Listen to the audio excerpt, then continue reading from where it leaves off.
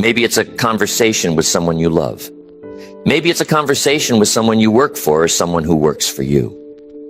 Maybe it's a conversation with a partner, a parent, a friend who's been quietly taking more than they give. Or maybe, and this is the hardest one of all, it's a conversation with yourself, the one where you finally admit something you've been refusing to say out loud for years. You know exactly which one I'm talking about. You felt it the moment I said the word. There was a name that came up, or a face, or a subject, and your stomach did something small and unpleasant. And you thought about it for half a second, and then pushed it right back down where it's been living. That reaction, that flinch, is the most honest thing that's happened to you all day. And here's what I want you to understand tonight, because I think it changes everything. The life you say you want, the freedom, the peace, the relationship, the income, the respect, the clarity, whatever it is, there's a very good chance it's on the other side of that conversation you keep refusing to have. Not on the other side of 10 conversations, not on the other side of a whole personality transplant, on the other side of one. One honest exchange that you've been treating like a locked door when it's actually the only door that leads anywhere you want to go. Now let me tell you what I've watched over many years of paying attention to how people's lives actually turn out. I've watched people work hard, plan carefully, read the right things, set the right goals, and still stay stuck in the exact same place year after year. And when you look closely at their situation, you almost always find the same thing sitting right there at the center of it. There's a conversation they won't have. There's a truth they won't say.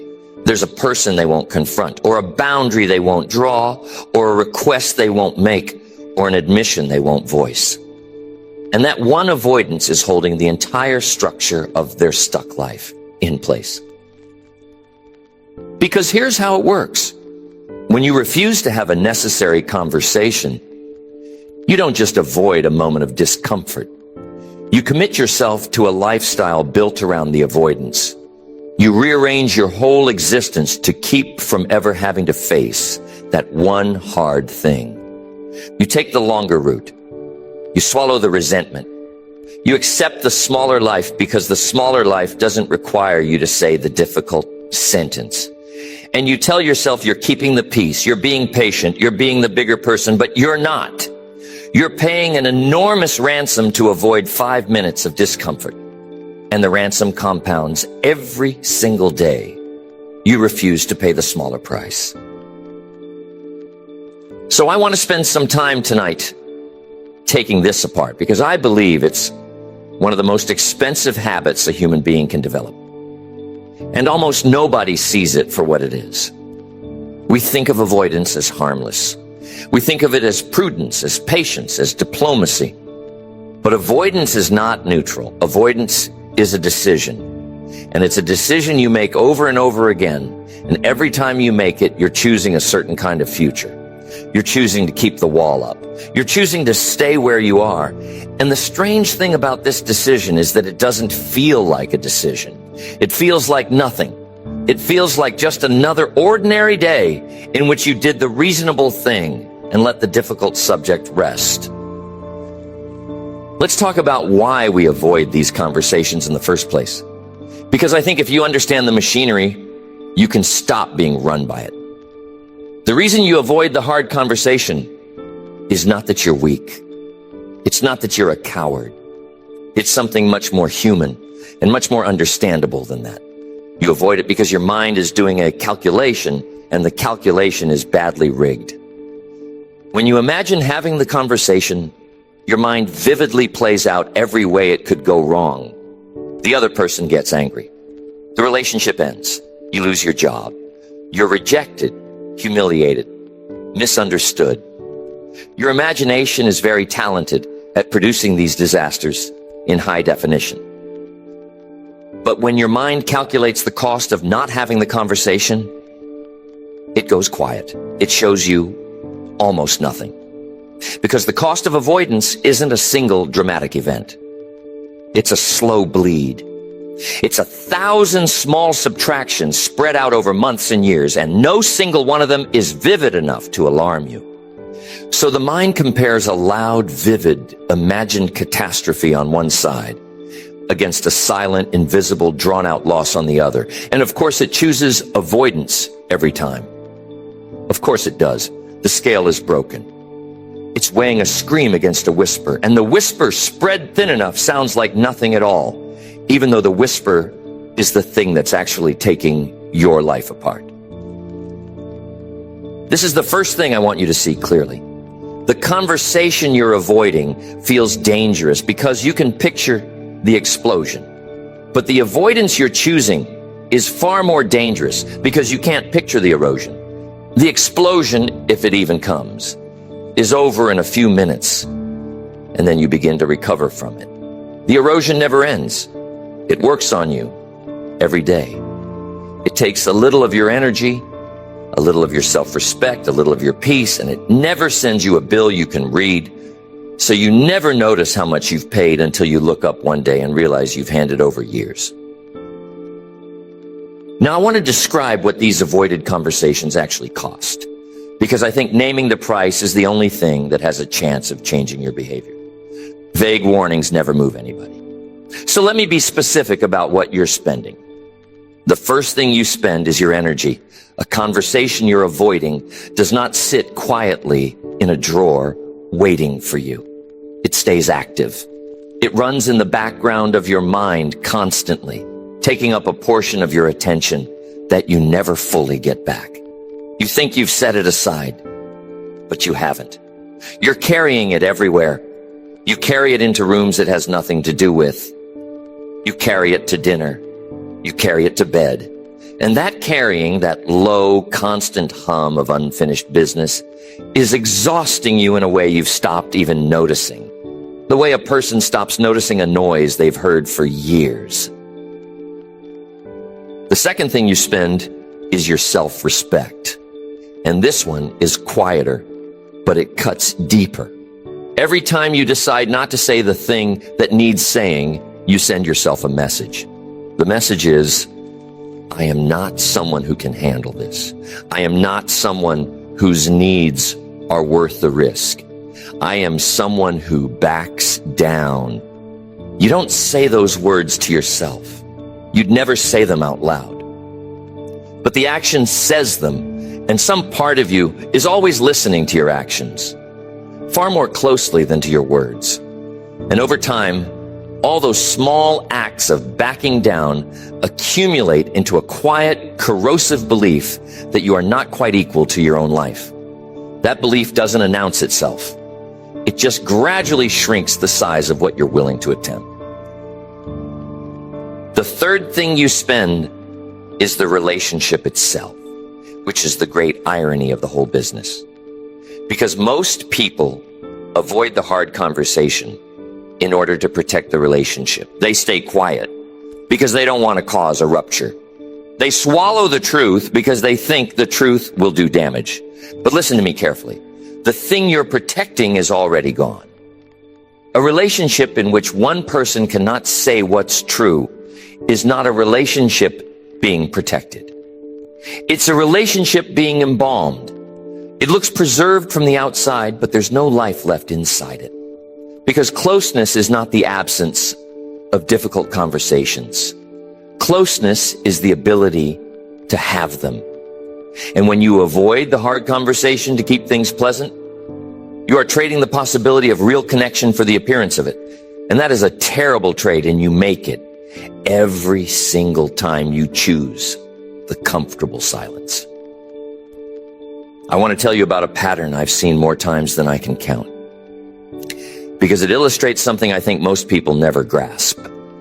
I once knew a man who spent nearly 2 decades in a job that was slowly grinding him down. He was talented. He was capable. He deserved far more than he was getting, in money and in respect, and in the basic dignity of being taken seriously. And everyone around him could see it. But there was one conversation he would not have. The conversation with the person he answered to, in which he would state plainly what he needed and what he was worth and what would happen if those things weren't met. He rehearsed it in his head for years. years. He would drive home imagining exactly how he'd say it. He'd lie awake, constructing the perfect version, but he never had it. And do you know what he told himself the entire time? He told himself he was being strategic. He told himself he was waiting for the right moment. And the right moment, of course, never came, because the right moment is a fiction we invent to make our avoidance sound like wisdom. There is no right moment for a hard conversation. There is only the moment you decide to stop waiting. And he never decided. And eventually the decision was made for him in the worst and most humiliating way. And he walked out of that place with nothing but the bitter knowledge that he'd spent 20 years paying an installment plan on a conversation that would have taken 20 minutes. Now here's the part of that story that haunts me, and I want you to feel the weight of it. The conversation he was so afraid of was never the disaster. The avoidance was the disaster. The conversation was the escape hatch, and he stared at that hatch for 20 years and never opened it, because he'd convinced himself that the hatch was the danger. That is the tragedy of avoidance in its purest form. We spend our lives running from the very door that would set us free. We treat the exit like a threat. And the whole time, the thing we're running toward, the safe, familiar, comfortable avoidance, is the actual trap. And it's closing on us so slowly that we mistake it for shelter. So let me ask you a question, and I want you to answer it honestly, in the privacy of your own mind. What is the conversation you've been avoiding actually protecting? Not what you tell yourself it's protecting. What is it really protecting? Because when you look closely, you'll almost always find that it's not protecting the other person. It's not protecting the relationship. It's not protecting your future. It's protecting one thing and one thing only. It's protecting you from a single moment of discomfort. That's it. That's the whole prize. You are trading the shape of your entire life to avoid a few minutes of feeling something unpleasant. And when you say it that plainly, the trade sounds insane, because it is insane. And yet nearly everyone makes it quietly every day. Now I want to shift, because I've spent enough time on the cost of avoiding the conversation. And I want to spend some time on what actually happens when you have it. Because I think people's fear of these conversations is built almost entirely on a fantasy. And the fantasy is worse than the reality in nearly every case. Here's what your imagination tells you will happen. It tells you the conversation will be a catastrophe. The other person will react with fury or devastation. The words will come out wrong. You'll be exposed, rejected, destroyed. Your imagination stages the whole thing as a courtroom drama in which you are on trial and the verdict is ruin. But that's almost never how it goes. And I want to tell you what actually happens most of the time, because the truth is far less dramatic and far more useful. Most of the time, when you finally have the hard conversation, the first thing you feel is not devastation. It's relief. It's the sensation of setting down a weight you'd been carrying so long. You'd forgotten it wasn't part of your body. The words come out. The sky does not fall. The other person, more often than not, responds with something far closer to understanding than you expected. Because it turns out, most people are not the monsters our fear paints them as. And even when the conversation is genuinely difficult, even when there's anger or tears or a real rupture, there is still that undercurrent of relief, because at least now it's real. At least now you're standing in the truth instead of hiding from it, and the truth, however uncomfortable, is always more livable than the lie. I want to be honest with you, though, because I don't want to sell you a fairy tale. Sometimes the hard conversation does end something. Sometimes you say the true thing and the relationship cannot survive it. Sometimes you draw the boundary and the person walks away. Sometimes you make the request and the answer is no, and the no changes everything. I'm not going to pretend that doesn't happen, because it does. But I want you to consider what it actually means when that happens. When a relationship ends because you finally told the truth, that relationship was already over. It was already a hollow shell held up by your silence. All the conversation did was reveal what was already true. It didn't break something solid. It exposed something that was already broken, and that you were spending enormous energy pretending was whole. And I'd rather know, wouldn't you? I'd rather know that the thing I was leaning on was already cracked than keep leaning on it in the dark until it collapses at the worst possible moment. The hard conversation doesn't create the crack. It just turns on the light. And a person who can bear to turn on the light, even when they're afraid of what it'll show, is a person who can never be trapped for long in a life built on pretending. Now let's talk about the conversation you have with yourself, because in some ways that's the hardest one of all, and it's the one underneath all the others.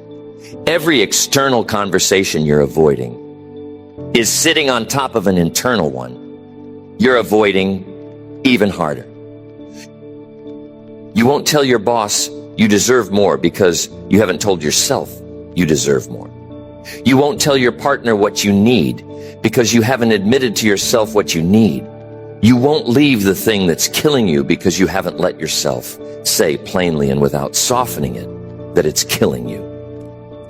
The external avoidance is downstream of the internal one.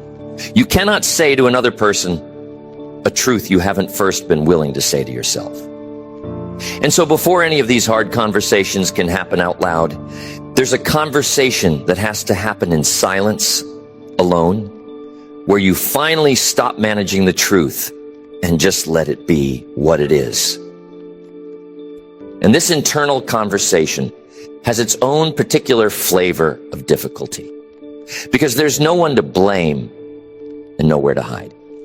When you avoid a conversation with another person, you can at least tell yourself a story about them. They wouldn't understand. They'd overreact. It's not the right time. The other person becomes a convenient excuse for your silence. But when the conversation is with yourself, there's no one else in the room. There's no one to point to. There's just you and the thing you've been refusing to admit. And the admission has nowhere to go but straight into you. That's why it's so hard. Not because the truth is complicated, but because there's no buffer between you and it. You have to hold it directly with your own two hands and feel exactly what it weighs. But here is what I have found, and I say this with complete conviction. The moment you finally have that internal conversation, the moment you stop negotiating with the truth and simply admit it, something shifts that never shifts any other way. You stop being at war with your own reality. And that war, the quiet, constant war between what you know and what you're willing to say you know, is the most exhausting war a human being can fight. Most people are fighting it right now, tonight, in this room and everywhere else. They know something they won't admit. They feel something they won't name. And the effort of keeping that knowledge suppressed is draining them of the very energy they'd need to change the situation. It's a perfect trap. The avoidance costs you exactly the strength you'd require to end the avoidance. So how do you break out of it? How do you finally have the conversation, internal or external, that you've been dodging for so long? I'm going to give you something practical, because I don't believe in leaving people inspired but empty-handed. Inspiration without a method is just a feeling that fades by morning. The first thing you do is you name the conversation exactly. Not vaguely, not, I need to deal with that situation eventually. That's how it stayed unresolved this whole time, by living in a fog of vagueness where it can never quite be grasped. You name it precisely. You say to yourself in specific words, the conversation I'm avoiding is with this person about this subject. And the true thing I need to say is this. You write it down if you have to. You drag it out of the fog and into the light where it has edges and a shape and a size. And when you do that, something interesting almost always happens. The conversation gets smaller, because a fog can be any size, and your fear fills it up to whatever dimensions your imagination allows, which is usually enormous. But a named thing has limits. It's this and only this. And 9 times out of 10, when you finally state precisely what needs to be said, you realize it's a single sentence. A single, simple, difficult sentence that you've been treating like an entire war. The whole thing you've been dreading, the whole crushing weight of it, often comes down to a few honest words. A sentence. And that's the door. That's the whole door you've been staring at for years. And it turns out it opens with a sentence. The second thing you do is you separate the saying from the outcome. This is essential, and almost nobody does it. When you imagine the hard conversation, you fuse 2 things together that need to be pulled apart. You fuse the act of speaking the truth with the result of speaking the truth. And because you can't control the result, you conclude that you can't do the speaking. But your job is not the outcome. Your job was never the outcome. You cannot control how the other person responds. You cannot control whether they understand, whether they agree, whether they stay or go. All of that belongs to them. Your job, the only job that was ever actually yours, is to say the true thing clearly and with respect. That's it. That's the entire assignment. And when you understand that the assignment is only the saying and not the result, the conversation becomes possible because you're no longer responsible for controlling the uncontrollable. You're only responsible for telling the truth, and that you can always do. The third thing you do is you accept the discomfort in advance, the same way you'd budget for any known expense. The conversation is going to feel bad. Let me just tell you that plainly, so you stop waiting for a version of it that feels good. There is no version that feels good. Your heart is going to pound. Your voice might shake. You're going to feel that hot, sick sensation of vulnerability, and it's going to be unpleasant. And that's fine. That's the price. You already know it's coming, so it can't ambush you. The discomfort is not a sign that something is wrong. The discomfort is the sensation of doing something that matters. And if you wait until it feels comfortable, you will wait forever, because it is never going to feel comfortable. Courage is not the absence of that pounding heart. Courage is the pounding heart plus the decision to speak anyway. Now, I want to widen this out because I've been talking as if there's one conversation. But the truth is that once you learn to do this, once you learn to walk toward the hard conversation instead of away from it, it becomes a way of living. And it changes the entire texture of your existence. Because the person who avoids hard conversations is not avoiding one thing. They're running an operating system. And that operating system governs everything. It shapes how they work, how they love, how they lead, how they see themselves. And the person who learns to have hard conversations is running a completely different operating system. One built on the assumption that the truth, spoken plainly, is survivable and usually better than the alternative. Watch what happens to a person who makes this shift.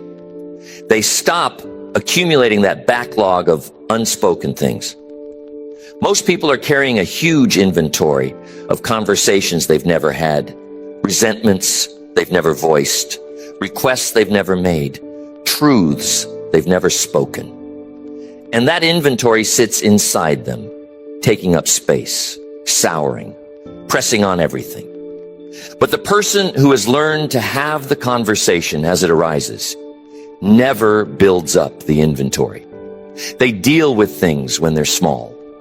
They say the difficult thing while it's still a small, difficult thing before it has years to grow. And so they walk through life light, unburdened current with their own reality, while everyone around them is hauling around decades of unsaid words like a house full of things they were too afraid to throw away. And this lightness is not a small thing. It's one of the greatest freedoms a human being can have. To be current with your own life, to have nothing festering, to be able to look anyone in the eye because there's nothing you're hiding from them and nothing you're hiding from yourself. That is a kind of wealth that has nothing to do with money. And most people never taste it because they've spent their whole lives becoming experts in avoidance. The person who avoids conversations is always managing, always calculating, always tracking what they can and can't say to whom, always maintaining the delicate architecture of everything left unspoken. It's a full-time job, this management, and it never ends, and it produces nothing. It's pure overhead. It's the cost of running a life on a foundation of things you won't say.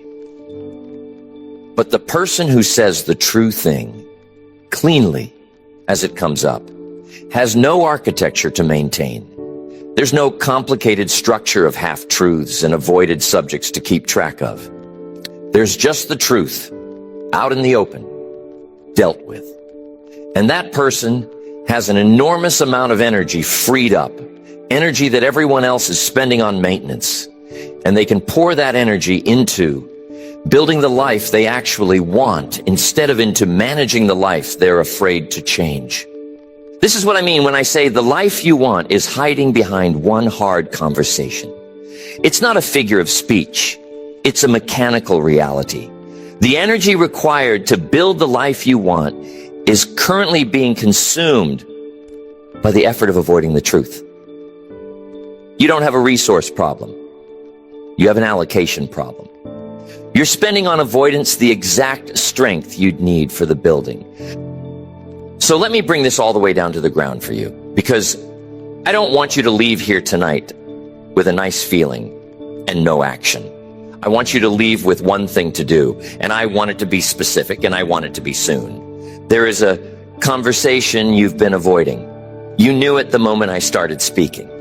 I want you to name it. Tonight, before you sleep, I want you to write down, in the plainest words you can find, who it's with, what it's about, and the one true sentence you've been refusing to say. Just that. Just get it out of the fog and onto the page where you can see its actual size. And then I want you to set a time. Not soon. Not when things settle down. Things are never going to settle down. That's the great lie you've been telling yourself, that there's a calmer, easier version of your life coming, and you'll have the conversation then.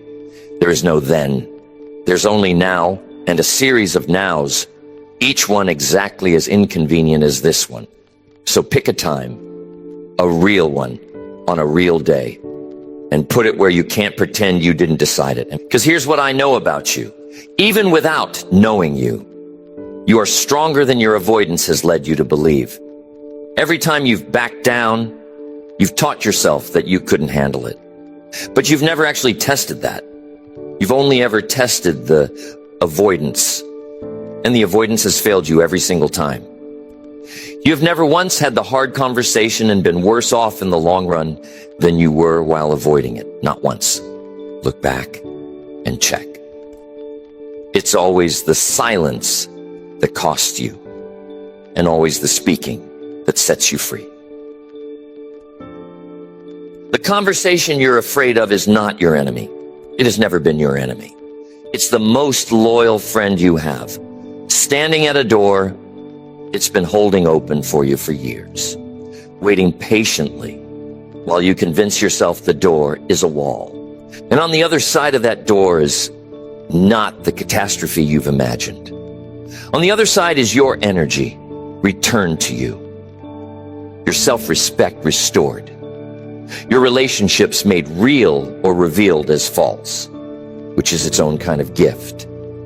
On the other side is the life you keep saying you want, the one you've been unable to reach, not because you lack the ability, but because you were spending all your ability on the avoidance.